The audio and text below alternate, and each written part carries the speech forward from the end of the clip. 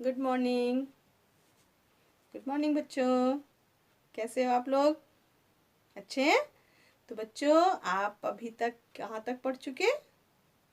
कहाँ तक पढ़ चुके अपने अक्षर ज्ञान में? पढ़ा आपने या से यक से शा से शलजम तक।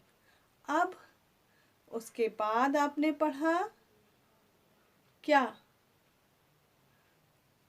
या से यज्ञ से सा से सलजम हो गया। अब उसके बाद हमें पढ़ना है सा से षटकोण से लेकर ज्ञा से ज्ञानी तक, और स्रा से श्रमिक भी होता है ना। तो हम लोग पढ़ते हैं आज इन अक्षरों को कि कौन सा अक्षर किसके बाद आता है। ठीक है, तो सबसे पहला आप हमें ये बताइए कौन सा अक्षर है। ये अक्षर कौन सा है? सा से षटकोण, सा से षटकोण सा। तो ये है सा। ये षटकोण का चित्र है। किसका चित्र है? षटकोण। षटकोण का मतलब षट मतलब छः, छ सिक्स जिसको कहते हैं इंग्लिश में। तो इसके छह कोण होते हैं। ये एक प्रकार की आकृति है, ज्योमेट्रिकल आकृति है, ज्यामितीय आकृति है। तो इसमें कितने कोण होते हैं? 6 कोण होते हैं। अभी आप बहुत छोटे हो ना, इस चीज़ों को ज़्यादा अच्छे से नहीं समझते हो।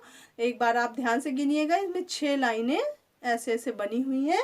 तब ये इसे क्या कहते हैं? इसलिए इसे छठ षटकोण, षट मतलब 6। ठीक है, तो इसे क्या कहते हैं? षटकोण। आप देखिए ध्यान से, अब ये क्या है? सा। ये है सा, वो सा षटकोण था। अब ये है सा। ये सा से, ये सा अक्षर से क्या होता है? ये क्या है? सपेरा। सब्जी भी हो सकता है। तो सपेरा, सपेरा का आप जानते ही होंगे, नहीं जानते तो सुनिए कि सपेरा किसे कहते हैं। सांप दिखाने वाले को। कभी आप मेले में गए होंगे तो ढेर सारे सांपों को लेके बैठता है एक आदमी, बीन लिए रहता है, तो उसे क्या कहते हैं? सपेरा।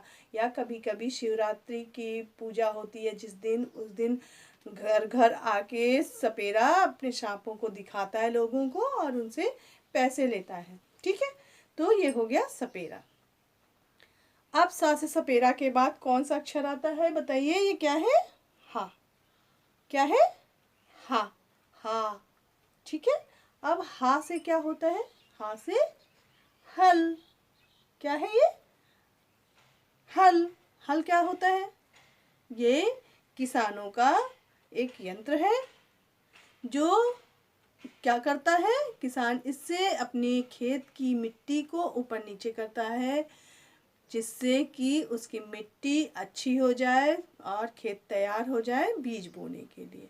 क्योंकि जब खेत में कुछ चीज़ उगा रहता है तो मिट्टी बिल्कुल चिपक जाती है ज़मीन में।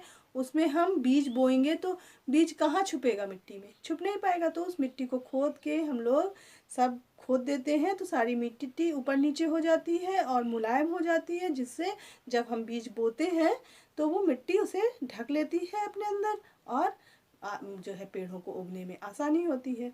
तो हल से क्या करता है किसान? जुताई करता है। अब हा से हल के बाद कौन सा अक्षर आता है? ये कौन सा अक्षर है? छ। छ से क्या होता है? छ से क्या होता है? छतरी। छतरी जानते हैं आप? छतरी एक प्रकार की जाति है। जैसे कि चार जातियों में हमारे धर्म में या हमारे देश में 4 वर्गों में बांटा गया है। एक है क्षत्रिय, पहले ब्राह्मण, फिर क्षत्रिय, फिर वैश्य, फिर शूद्र। तो क्षत्रिय जो राजा लोग होते थे वो क्षत्रिय जाति के होते थे पहले के ज़माने में। अब तो ऐसा कुछ नहीं है कि कौन सी जाति क्या करेगी, ऐसा कुछ निर्धारित नहीं है। लेकिन पहले के समय में जो राजा होते थे वो किस जाति के होते थे? क्षत्रिय। ब्राह्मण क्या करता था? पूजा पाठ कराता था, धार्मिक कार्य कराता था। वैश्य व्यवसाय करता था। और शूद्र जो होते थे वो सेवा भाव या उस समय की बात और है, लेकिन अब ऐसा कुछ नहीं है। अब हम लोग स्वतंत्र भारत के नागरिक हैं ना, तो हम सबको सामान्य अधिकार मिल गए हैं और किसी जाति धर्म से कोई लेना देना नहीं है। ठीक, तो अब हम सब सामान्य हैं, किसी भी जाति के हों। अब मनुष्य, इंसान मतलब इंसान है। पहले के ज़माने में मनुष्यों के साथ अलग अलग तरह के भेदभाव रखे जाते थे, लेकिन अब ऐसा नहीं है। ठीक है, तो ये क्षत्रिय एक जाति है, समझ लीजिए। ठीक है, तो ये राजा लोग क्षत्रिय जाति के होते थे। अब छा से क्षत्रिय के बाद है ये कौन सा अक्षर? त्रा। ये है त्रा। त्रा से क्या होता है? त्रा से क्या होता है? त्रिशूल।